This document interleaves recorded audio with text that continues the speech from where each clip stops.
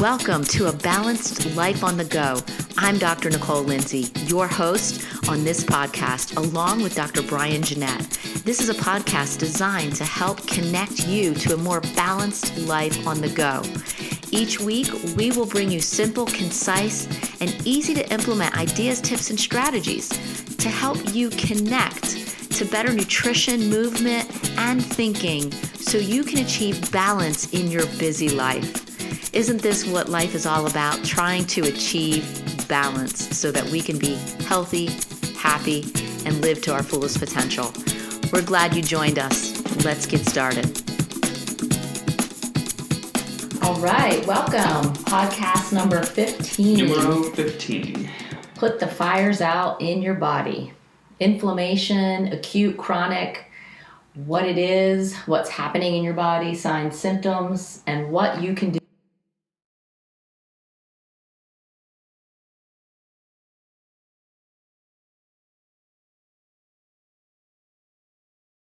We'll go into that and we'll explain that. Yeah, exactly. So before we do that, though, we need to know, what socks are you wearing?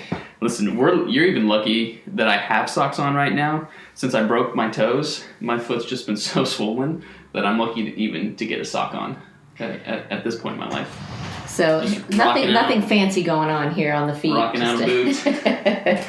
So we've got some inflammation going on here. Oh my gosh, so much, and it's such a silver lining of a good example.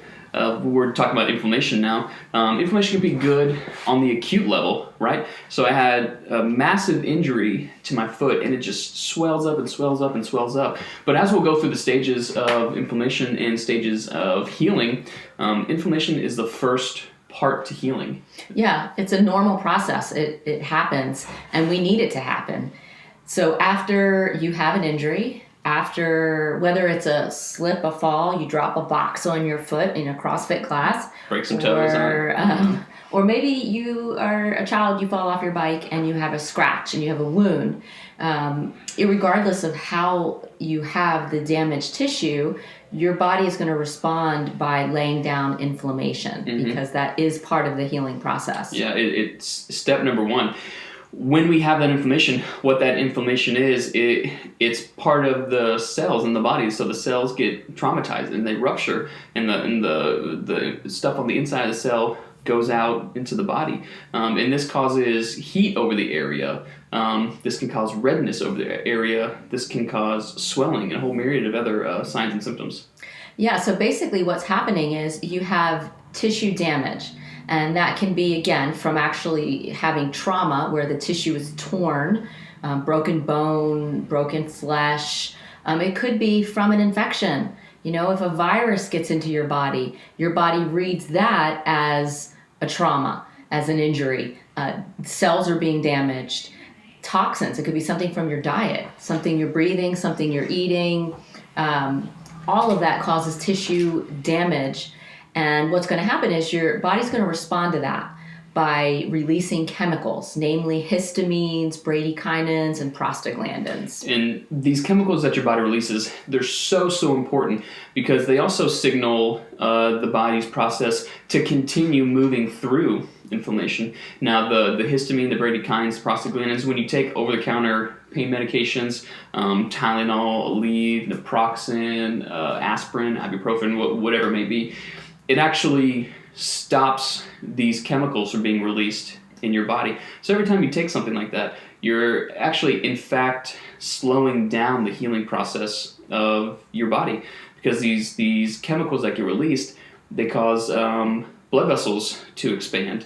They cause more blood to go to the area, more fluid to go to the area in the tissues, which does cause swelling. But if we then do the opposite and kind of constrict that, swelling is just going to stay in that area. It's going to move around. Yeah, exactly. And there is a purpose to this. Your body is doing this for a reason. In fact, your body does everything for a reason. And as chiropractors, we really respect that. We want to work with that. Your body is so much smarter than you give it credit for. Yeah, way smarter than you and I. No offense, you're very intelligent, I'm sure, because you're listening to this. But there's an innate wisdom and internal intelligence within your body, and it always knows what it's doing, whether raising its temperature to give you a fever, to kill off an infection, or... My wife right now, she's 32 weeks pregnant, and her body knows how to grow a human from scratch. That's the ultimate sign of innate intelligence. I can't grow a human. I don't know the recipe for it, but your body does. Right, exactly. So inflammation is basically a defense mechanism that your body has to protect itself. So the purpose of this is to localize the invader. If it's bacteria, toxins, if it's damaged tissue, whatever it is, the body wants to localize that, eliminate it, and remove the damaged tissue so your body can heal in that area. And when it does this, it really does this in 3 phases. And the first part of that is this inflammatory response, right? So you have this acute vascular change, inflammation, blood vessels get bigger, you increase blood flow, you have a higher white blood cell count to the area. These white blood cell count, think of like your white knight. Like these are the main guys that are going to protect you from bacteria, viruses, all the things that can cause gangrene and other sicknesses. The second part of that is repair and regeneration, right? New collagen formation, new collagen growth. And if this phase isn't done properly, that's where we can develop some really, really nasty scar tissue, because we start to move into that third phase, which is remodeling and what's called maturation of this. So making sure that the scar tissue and the new tissue is in line with the old tissue. If you don't heal properly, if you don't have rehab properly, if you don't get the spine back in alignment, the tissue is just going to lay down all haphazardly. And when it does that, more problems later on. Way more problems later on. Mm-hmm. So these processes, these stages of inflammation are going to happen every single time you have an injury, every single time you have a foreign invader come into your body, whether it's bacteria, virus, or toxin. So your body's going to go through these phases. When it comes to injuries, it's very important that you work with this process, that you don't try and stop it too soon, that during the repair and remodel phases that you are working with the tissue to line it up the right way so it doesn't cause problems 6 months, 1 year, 5 years down the road. The example that I always give is the sprained ankle that you got when you were playing basketball in high school, and now you're 35, 36 years old, and your ankle is still bothering you. Right? If the tissue's not rehabbed properly, and tissue is such a pain. It is. Again, I'm lucky I broke a bone, because bones heal. Yeah, soft tissue. Soft tissue can take forever. Takes a long time. It can take 6 months to a year and a half for soft tissue to repair itself properly. So yeah, it's almost better to break a bone sometimes. Oh yeah, and think about even in an enclosed environment like a surgical procedure. You tear your ACL, you tear that ligament. That ligament's not going to grow back. The ligaments have such low levels of blood flow that it's not going to heal properly. Yeah, and I really do feel that scar tissue and the way in which your body heals from injuries is oftentimes your problem. The scar tissue is not in the right place. It's not laid down. It's not supporting your spine. It's not supporting that joint, and you get altered range of motion. You get chronic inflammation because of the irritation. So one day, I believe there's going to be a way that we can scan you and look for this scar tissue and see the buildup of it in certain areas. I mean, it's common. We can do it with bone. We can do it with organs. We can do it with almost any disc. Mm-hmm. Yeah, we can do it with almost anything. The two major things that we need to know about scar tissue is that scar tissue is not as strong as regular tissue, and it's not as elastic as regular tissue. So think of your muscles and tendons. I can move my muscle. I can move my joints back and forth, and I have a lot of stretch in that. When I have scar tissue, all of a sudden I can't move that joint like I needed to. And if you don't move it, if you don't move your joints, you're gonna lose your joints. Yeah, and look, we're grateful for that scar tissue and the body's intelligence and for the process of that being formed to repair that hole in your body when you have an injury.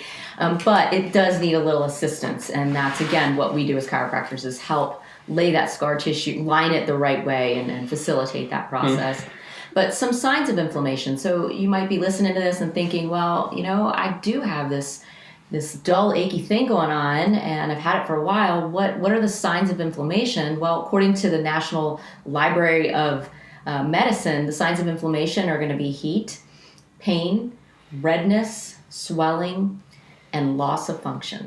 And that last one is so important because a lot of people don't know that inflammation also causes a loss of function, because you don't have to have heat. You don't have to have pain. You don't always have to have the redness or the swelling that accompanies it. But loss of function is something that we tend to think about, tend to forget about. Mm-hmm. Yeah, for sure. We're always looking for what we can see, but sometimes it's not what we see. It's the actual movement or lack thereof. Say what we can see and feel, or what we can't feel. There you go. Because we don't know that's there. So 2 types of inflammation. Dr. Brian already said this when we started, but we have acute inflammation, and that is what happened to him roughly how many weeks ago? 3 weeks ago. 3 weeks ago, when he broke 2 toes, not 1, but 2, in his foot. If you're going to do something, do it all the way. That's right. So inflammation showed up at the precise location of the injury. So that's going to be acute inflammation in the body. The second type is more of a chronic inflammation, so this long-term inflammation. But instead of being at the site of injury, this can actually be what we call systemic, so throughout the whole body. So think of getting a cold or a flu, or like the flu virus, right? It's not just in one part of your body, but it goes throughout your entire body. You can find it everywhere. Yeah, exactly. So if you have, say, a virus that gets into your system and it's undetected by Western medicine, and the doctors can't help you figure this out, and you have this low-level inflammatory process going on for days, weeks, months, years. When you have an inflammatory process that goes on for too long, then what happens is that inflammation starts to go to places where it's not needed. And then that's where we can end up developing chronic issues, bigger problems like heart disease, stroke, autoimmune disorders, such as RA and lupus. Mm-hmm. And this is really kind of like the meat of inflammation, because we can talk about acute injuries all day long, because we can go to the emergency room and we can take care of that. For me, I went to the emergency room, they took an x-ray, they said, oh, it's broken, the swelling is going to go down, right? It's so much harder when we have this chronic type of inflammation, because you can't really see it until the damage is done, until you see the swelling and inflammation in the blood vessels. First sign of a heart attack, death, actually. But second sign of a heart attack is you actually have that heart attack, right? Stroke is another thing. The swelling happens, and this is one of the difference between plaquing in your heart or plaquing in your arteries, which a lot of people think is the primary cause of heart disease, but more it's the swelling of the artery wall that causes this, and that's that chronic inflammation. It burrows and weaves its way into the arteries and veins and just pumps them up. Yes, exactly. So the inflammatory process in a chronic situation, it again has nowhere to go. So it's building up in the organs. So in the case of inflammatory processes causing heart disease and stroke, that inflammation builds up in the blood vessels, and then you get plaquing, and then the body perceives this plaque as a foreign substance. So what's going to happen is the body is going to wall off that plaque in the blood vessel, and then this plaque can become unstable and rupture. And this forms a clot ultimately, and then that will block blood flow to the heart or the brain, and ultimately cause, the heart attack or stroke. And this is not a normal process in the body, right? So this is triggered that your body perceives this as an internal threat, but on the outside, in our like conscious level, we have no idea what's going on, right? You feel tired, you feel sluggish. You have lack of concentration, you're not necessarily sleeping as well, maybe your bowel movements are off, or maybe a little bit more irritable. There's the signs and symptoms, and the list just goes on and on and on. But again, we don't know about it until the bad stuff happens. Yeah, unfortunately. But there are some things that you can test for to see if you have some chronic inflammation going on in your body. I love 21st century blood tests because they can show us so much. They can't tell us how to fix it, but they can show us what's wrong. Yeah, and we'll talk about some of the things that you can do to fix that. But what you can do is ask your doctor next time you have a physical to check your C-reactive protein. That is a test that can test for inflammation. It's a marker in your blood. And if you show positive for that, then you do have inflammation going on in your body. Mm-hmm. And these are long-term tests, right? So chronic is something that happens for more than 6 weeks, right? So in order for this to be, a really true indicator of what's going on, you have to be willing to get more than one blood test.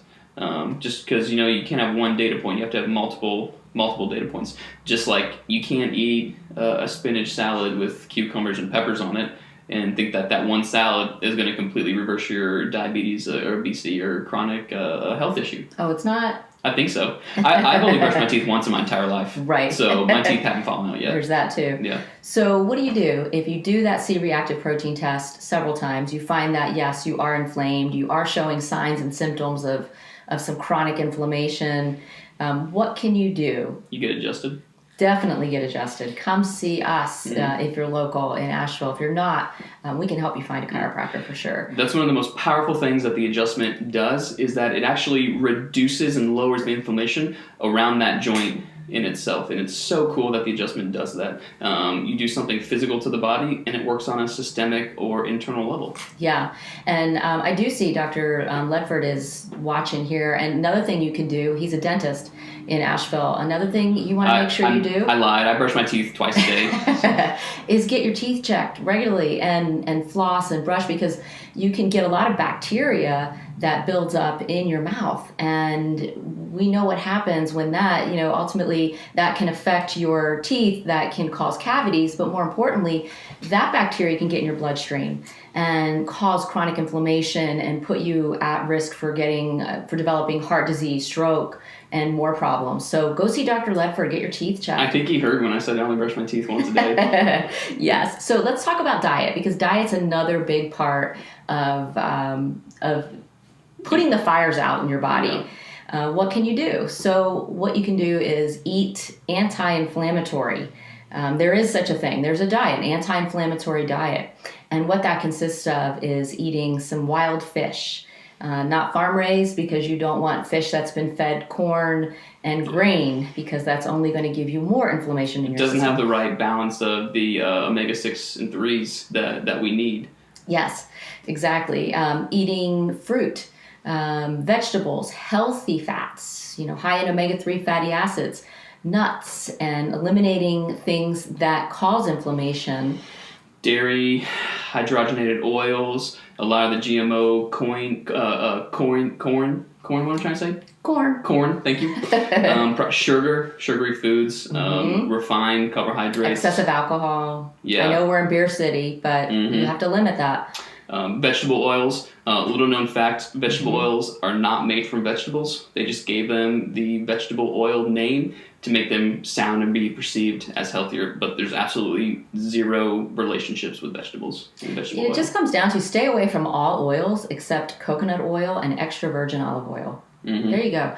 And you'll be deflaming your body by doing that. You'll be doing it a favor. So anti-inflammatory. The last step is supplements. There's some really good supplements you can take to put the fires out. And to name a few, tuna oil. Tuna oil is a wonderful supplement that can help increase your omega-3 fatty acids, which is going to counter the American diet, the omega-6 fatty acids that you're getting from eating too many grain foods. When you do the tuna oil or the fish oil, women need approximately 1,200 milligrams of that serving, and men will need approximately 1,600 milligrams of that serving. So make sure you're getting enough of the combined DHA and EPA. Okay. Yes. And then there's some herbs to help cut down on inflammation. Turmeric is one, and ginger. Turmeric's, I love turmeric. Turmeric's been around. I was talking about this morning. Turmeric's been around for thousands and thousands of years. We know that it works, right? So when you take it, 400, 500 milligrams of turmeric, and bam. Yeah, and the ginger, you can go to the grocery store, the vegetable section, and get a hunk of ginger, a quarter pound, and peel it and then slice it up, make some green tea, and put the ginger in your green tea, drink it hot or cold, and that is a wonderful way to deflame your joints all day long. Absolutely. Well, and it tastes good. So there you have it. Those are some of the things that you can do to cut down on the inflammation in your body and put the fires out. As always, we like to give you the one thing that you can do right now, because that's what this is all about, is teaching you how to be balanced while on the go. Mm-hmm. So what would be that one thing? So we gave you a list of do's: anti-inflammatory diet, wild fish, fruits, vegetables, nuts, and seeds. And we gave you a list of don'ts, right? Vegetable oils, hydrogenated sugary foods. Pick from the list, pick from the do's and pick from the don'ts. Sometimes it's easier to add things in than it is to take things out. But pick from the list that we gave you and do something about it. Take an action step, right? If that means taking more supplements, go and get the supplements and start adding them into your diet. If you know that you drink too many sugary drinks, take one of them out. I'm not saying take them all out right now, but take one out. Take something out of your diet and add something back into it. Perfect. We appreciate you watching. We hope that we're going to help you put these fires out in your body, and hope you have a good day. Thank you. See you guys.